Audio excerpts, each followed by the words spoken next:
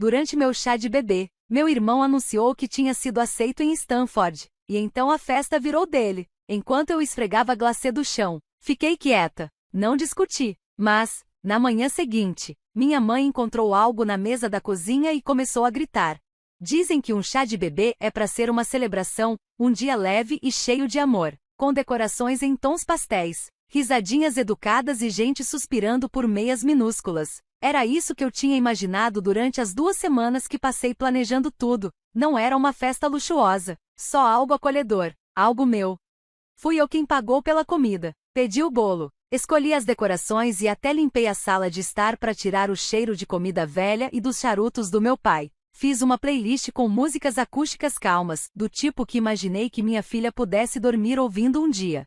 Eu mesma pendurei guirlandas de papel na janela, em cima de um banquinho. Com 8 meses de gravidez, ninguém se ofereceu para ajudar. Fiz tudo pensando que, talvez, só por uma tarde, eles ficassem felizes por mim.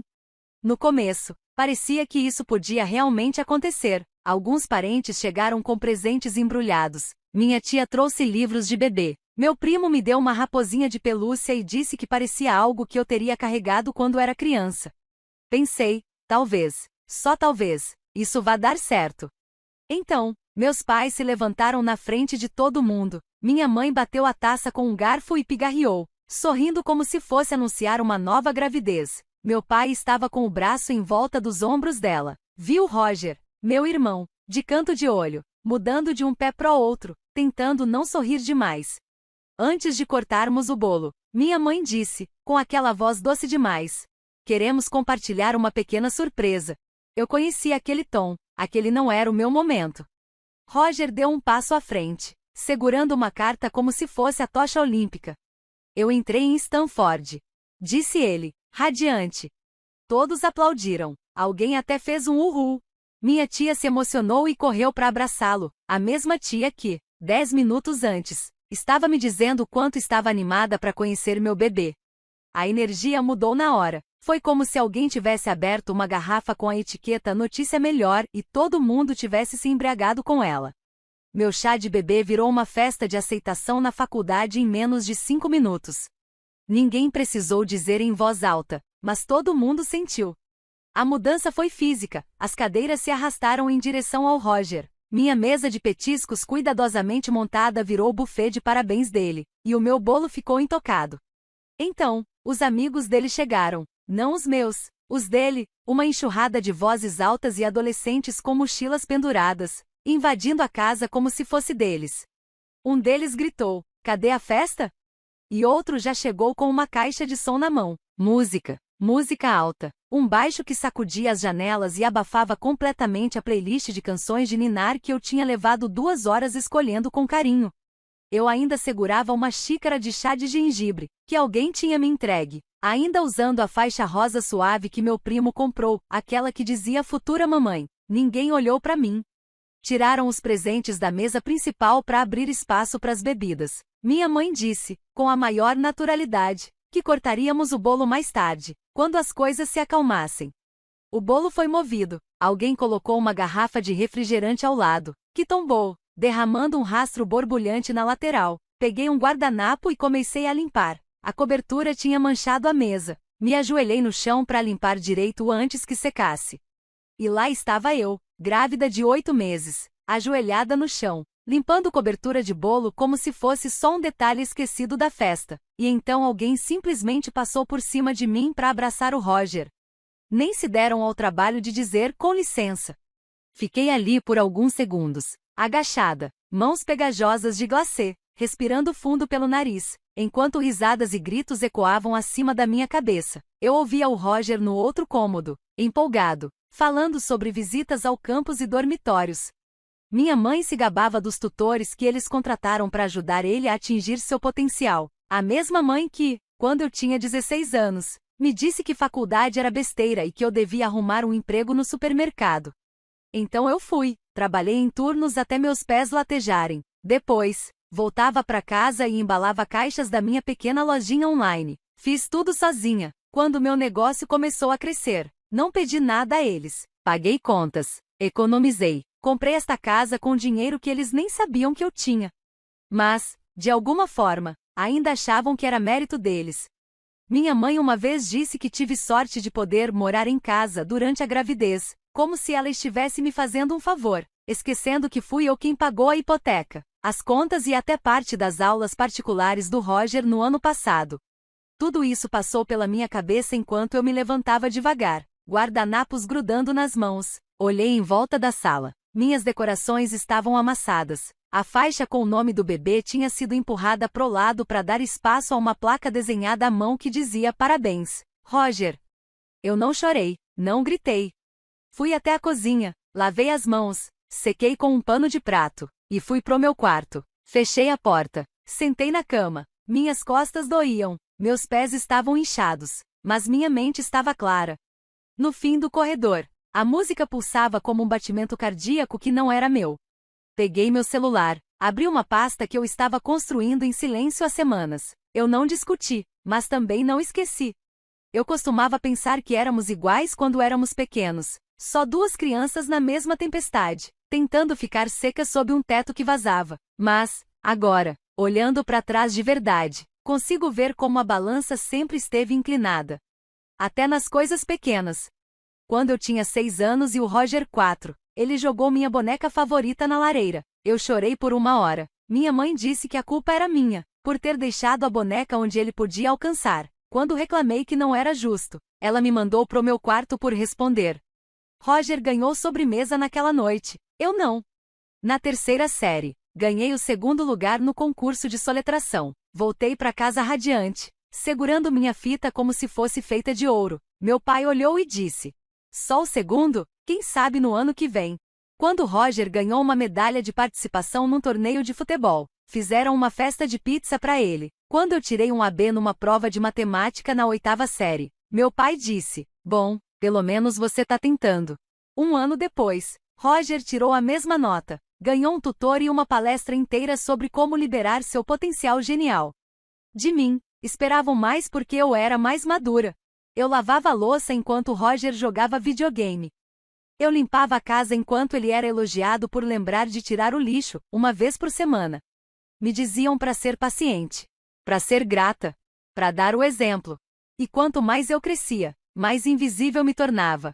Quando fiz 16 anos e disse que queria ir para a faculdade, minha mãe riu. Faculdade? Pra quê? Pra perder 4 anos e sair endividada? Ah, querida, é melhor arrumar um emprego e começar a economizar. Então eu fiz isso. Me inscrevi para tudo: supermercados, lojas, depósitos. Fui contratada numa loja de roupas com desconto. Trabalhei no chão de vendas durante a Black Friday. Enquanto isso, o Roger ainda estava no ensino médio. Com 16 anos, ele tinha um laptop novo, 3 professores particulares e um treinador de preparação para a faculdade. Meus pais fizeram até um empréstimo para pagar tudo, chamavam de investimento. Nunca me perguntaram se eu precisava de ajuda com qualquer coisa. Lembro de uma vez, aos 17, sofri um pequeno acidente de carro indo pro trabalho. Não me machuquei, só fiquei assustada. Liguei para minha mãe do acostamento. Ela suspirou e disse: você devia ter sido mais cuidadosa. Desligou o telefone. 2 anos depois, Roger amassou o paralama no estacionamento. Meu pai saiu mais cedo do trabalho para ir confortá-lo. No jantar daquela noite, contou para todo mundo quão adulto o Roger foi por ter ligado para ele. Aos 19, comecei minha lojinha online. Era pequena, revendia itens em liquidação e fazia os envios do meu quarto. Empacotava os pedidos à noite. Às vezes, adormecia ao lado da impressora. Nunca contei a ninguém quantas devoluções eu tive que arcar, nem quantas vezes os atrasos deixaram os clientes furiosos. Eu só continuei. Devagarzinho, funcionou. Não era glamouroso, não era chamativo, mas era estável. Estável o suficiente para eu largar meu emprego, estável o bastante para começar a construir algo real. Quando comprei minha casa, não contei de imediato aos meus pais. Só convidei os dois um dia e entreguei as chaves. Minha mãe chorou. Meu pai deu um tapinha nas costas do Roger e disse: agora sua irmã tem um lugar pra gente ficar todos juntos. Eles se mudaram no mês seguinte. Nunca perguntaram se deviam contribuir. Nunca se ofereceram para dividir contas. Agiram como se eu estivesse apenas fazendo o que qualquer filha faria. Deixei passar. Disse a mim mesma que era temporário. Achei que talvez, se eu desse o suficiente, eles finalmente me viriam. Quando contei que estava grávida, esperava choque, talvez decepção. O que recebi foi pior. Minha mãe piscou e disse: "Ah, então isso tá mesmo acontecendo." Meu pai perguntou se o pai do bebê estava presente. Eu disse que não. Eles assentiram. Sem apoio. Sem parabéns. Contaram pro Roger no jantar do dia seguinte. Ele riu e disse: "Acho que a gente vai ter que proteger o Xbox do bebê." Eu ri também, porque era mais fácil do que chorar. Quando me ofereci para contratar alguém meio período, para ajudar com os pedidos da loja e eu poder descansar nos últimos meses da gravidez, meu pai perguntou: "Você tem certeza que pode pagar isso? E as taxas de inscrição do Roger?" Queria poder dizer que foi ali que eu surtei. Mas não foi. Foi só mais uma pedra, num bolso que já estava cheio demais. Ainda assim, algo mudou, silenciosamente. Comecei a pesquisar, fazer perguntas, me preparar. Por quê? Se eles não iam me proteger, então eu ia proteger a mim mesma. E a minha filha. Eu não queria que as primeiras memórias dela fossem de mim limpando a bagunça de pessoas que só me viam como um recurso. Não queria que ela crescesse achando que amor precisa ser conquistado com silêncio e sacrifício. Então continuei sorrindo. Continuei ajudando. Continuei dizendo: "Claro, sem problemas." Toda vez que alguém me pedia algo, eu dizia sim, e continuava planejando tudo, mas aquele chá de bebê nunca foi realmente para mim. Para eles, era só uma desculpa para receber gente, se exibir, mostrar serviço. Mas também foi a última vez que eu deixaria eles fazerem isso comigo, eles só ainda não sabiam. A casa estava quieta demais. Mas não era um silêncio calmo. Era o tipo de silêncio que parece um instante antes de um grito. Uma respiração presa por tempo demais. Como se alguma coisa estivesse prestes a acontecer. Eu estava na cozinha, me servindo de uma xícara de chá. O chiado suave da chaleira era o único som do mundo. Lá fora o sol mal tinha nascido.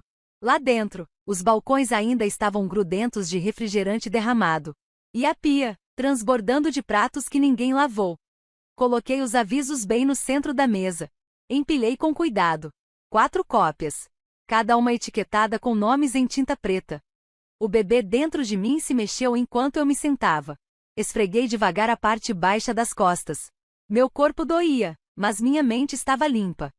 Eu vinha me preparando para esse momento mais do que eles imaginavam.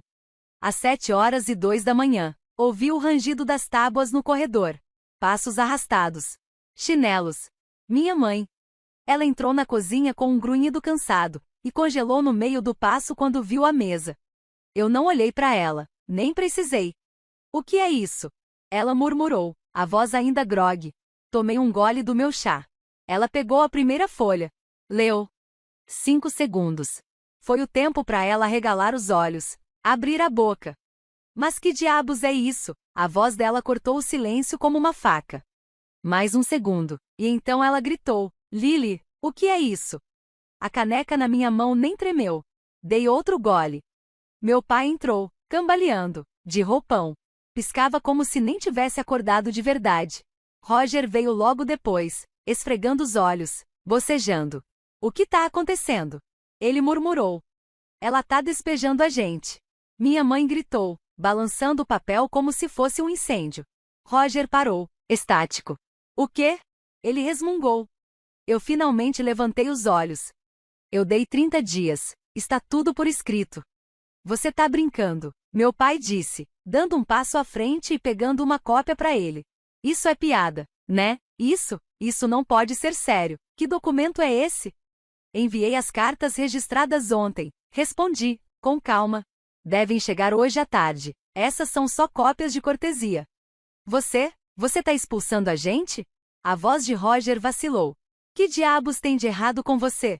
"Eu só estou pegando minha casa de volta." As mãos da minha mãe tremiam. A voz quebrou no meio. "Depois de tudo que a gente fez por você." Ela gritou. "Você vai fazer isso agora? Agora, prestes a dar à luz?" "Não," eu disse. "Eu tô fazendo isso porque estou prestes a dar à luz." Roger bateu com a mão na mesa. Os papéis escorregaram, se espalharam no chão. "Você tá exagerando," ele gritou. "Foi só uma festa." Uma festa idiota que ficou meio barulhenta. Jesus, Lily, era só uma festa. Me levantei devagar. Vocês pegaram o meu chá de bebê e transformaram numa noite de fraternidade. Deixaram um monte de gente que eu nem conhecia destruir a minha casa, enquanto eu limpava a glacê do chão como uma maldita empregada. Estávamos comemorando. Ele gritou. Não era nenhum grande problema até você fazer ser. Minha mãe contornou a mesa como se fosse me bloquear fisicamente. Essa casa não é só sua. Ela chorou. Moramos aqui há anos. Sim, eu disse. De favor. Meu pai se aproximou com os braços estendidos, tentando apaziguar. Vamos lá. Somos uma família. Isso tudo são só emoções à flor da pele. Você realmente não quer que a gente saia. A gente limpa. A gente se desculpa. A gente conserta. Olhei para ele. Não, você vai me fazer pensar que eu tô exagerando, como sempre faz. Depois vai voltar a agir como se essa casa, e a minha vida, fossem suas para controlar. O rosto da minha mãe estava vermelho, um vermelho brilhante. Ela parecia prestes a explodir. Garota ingrata, ela gritou. Você acha que é melhor que a gente porque tem uma lozinha online ridícula? Você acha que isso te faz importante? Nós que corremos com você, nós que nos sacrificamos. Eu ri. Baixinho, só um suspiro de riso. Descrença. Você me sacrificou pelo Roger.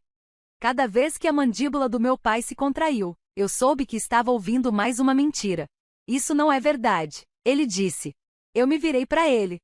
Quando eu quis ir para a faculdade, você disse que era perda de tempo.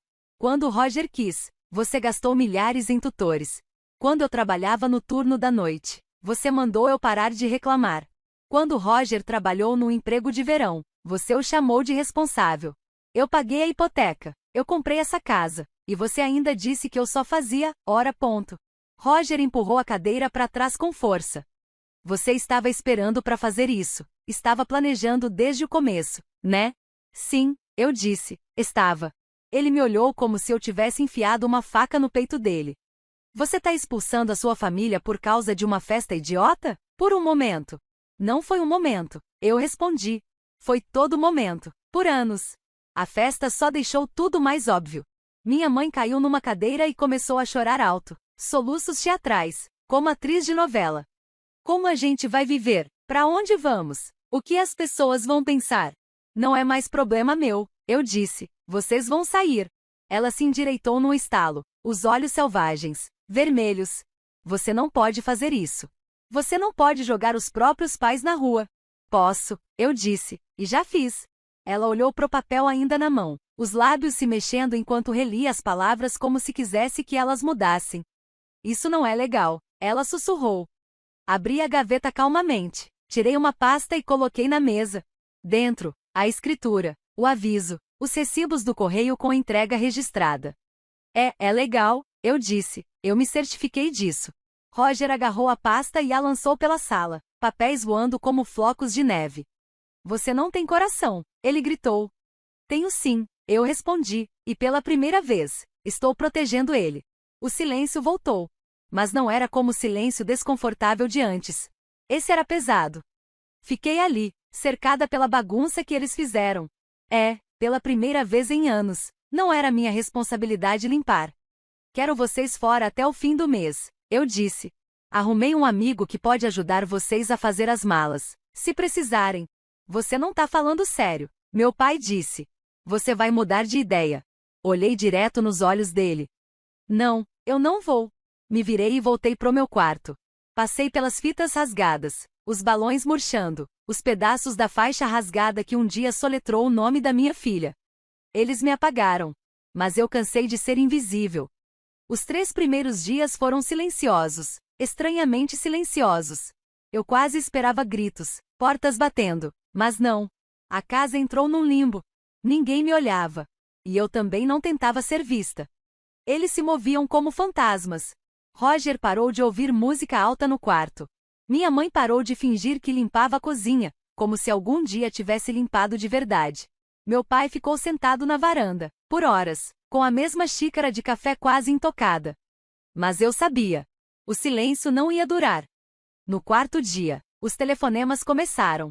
Primeiro tia Raquel, depois tio Ted, Depois uma amiga da minha mãe da igreja que não falava comigo há 3 anos me mandou uma mensagem. Estamos realmente preocupados com você, querida. Preocupados. Certo. Estava óbvio que minha mãe tinha começado a campanha. Ela estava me pintando como instável. Hormonais demais. Tomando decisões precipitadas por causa do bebê. Ela precisa de ajuda. Vi a mensagem encaminhada por uma prima. Não queremos estressá-la, mas ela não está bem. Eles estavam distorcendo tudo como se preocupação fosse amor. Mas era só a velha pressão emocional disfarçada. O velho jogo. Me fazer parecer a vilã. No dia seguinte, meu pai pediu para conversar. Vamos começar a contribuir, ele disse. Contas, aluguel. Deveríamos ter feito isso antes. Você está certa. Ele disse como se fosse uma oferta de paz. Como se isso apagasse anos. Vocês não esqueceram. Eu respondi. Vocês escolheram não fazer isso. Ele assentiu, como se fosse razoável, e acrescentou. Mas pensa no que isso parece pro resto da família. Ah, o velho cartão da vergonha. Eu sorri de lado, e fui embora. 7º dia. Roger tentou uma abordagem diferente.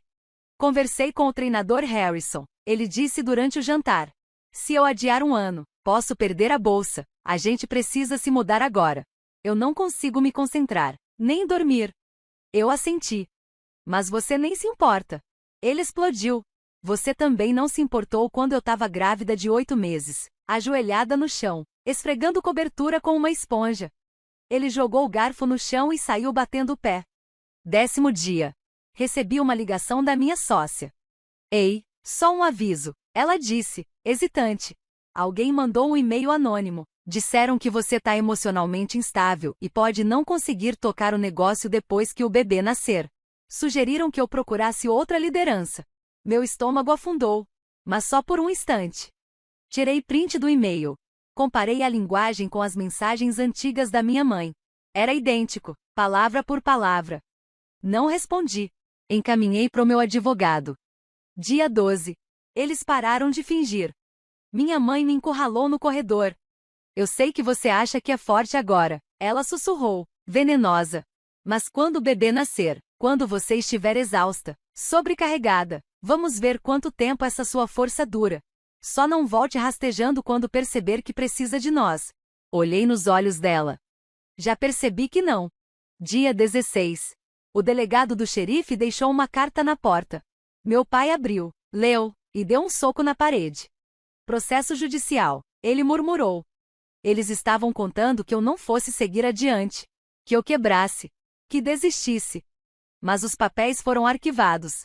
A audiência, marcada. Eu não ia recuar. Dia 21. Tentaram apelar para a culpa de novo. Minha mãe soluçava alto na sala, alto o suficiente para os vizinhos ouvirem. Listava tudo o que fez por mim. Como me deixou morar de graça. Como cuidou de mim na gravidez. Como sacrificou a paz por mim. Eu estava no meu quarto. Fones no ouvido. Terminando a atualização do enxoval do bebê. Dia 25. Roger ligou para a namorada, bem alto, da cozinha. Ela é louca, vai arruinar a vida do bebê sem a gente. Entrei, olhei para a namorada que tinha estado no chá de bebê e disse: Você ajudou a estragar o meu chá. Talvez seja melhor ir embora antes que eu faça uma lista de todos os menores que estavam bebendo naquela noite, e coloque seu nome nela também. Ela ficou pálida. Foi embora no mesmo dia. Dia 28. Começaram a fazer as malas. Apareciam pelo corredor como fantasmas. Uma mala aqui, uma caixa ali. Eu não me regozijei. Não sorri. Apenas esperei. Dia 30. A casa estava meio vazia. Meu pai não disse adeus. Simplesmente saiu. Sem olhar para trás. Minha mãe ficou no saguão. Braços cruzados. Olhos cheios de lágrimas. Você vai se arrepender disso, ela sussurrou. Família é para sempre. Concordo, eu disse. Por isso mesmo estou construindo uma que merece ficar. Roger foi o último. Parou na porta, mochila no ombro. Você tem sorte, sabia? Ele disse. Sem mim por perto, não vai ter mais ninguém para culpar. Então acho que finalmente vou ter um pouco de paz, respondi. Ele revirou os olhos e saiu. A porta se fechou atrás dele. Silêncio. Mas não aquele tipo tenso, carregado. Era um tipo diferente. Paz. Fiquei no centro da sala. O cômodo parecia maior sem as coisas deles. Mais iluminado. Como se até a casa estivesse prendendo a respiração. Fui até o quartinho do bebê. Abri o armário. Dobrei alguns macacões. Coloquei um cobertor rosa no berço. Lá fora, o vento passava suave pelas árvores. Sentei na poltrona, mão apoiada na barriga. Pela primeira vez na vida, me senti segura. Não porque alguém me deu isso, mas porque eu mesma construí. Atualização. Já se passaram 4 anos. Minha filha começou a pré-escola no mês passado. Ela foi com uma mochilinha roxa nas costas e me disse, toda animada, que ia ensinar todo mundo a desenhar nuvens. Ela é gentil, curiosa e teimosa. Ela me lembra de mim, só que melhor. O negócio ainda está firme. Nunca precisei fechar, nem mesmo na fase de recém-nascida. Contratei mais 2 pessoas. No ano passado, batemos 6 dígitos pela primeira vez. Hoje, trabalho menos. Não preciso mais correr como antes. Finalmente tenho espaço para simplesmente existir. Quanto à minha família, não falamos desde que eles foram embora. Eu não procurei. Eles também não. Mas família sempre fala, gente adora sussurrar em casamentos e funerais. Pelo que eu vi, Roger largou a faculdade no primeiro ano. Não conseguiu se virar sem alguém limpando a bagunça atrás dele. Meus pais foram morar com um dos meus tios, mas não durou. Foram expulsos depois de 6 meses, algo sobre contas não pagas e minha mãe sendo um pesadelo. Eles não estão bem. E não, eu não me sinto bem com isso. Mas também não me sinto culpada. Eu dei chances, várias. Pedi o mínimo. E quando eles se recusaram a oferecer, eu parei de dar tudo. Alguns dizem que família é incondicional. Mas eu acredito que respeito tem que ser incondicional, o resto, não. Essa é a atualização. E você? Acha que eu fiz a coisa certa? Me conta nos comentários.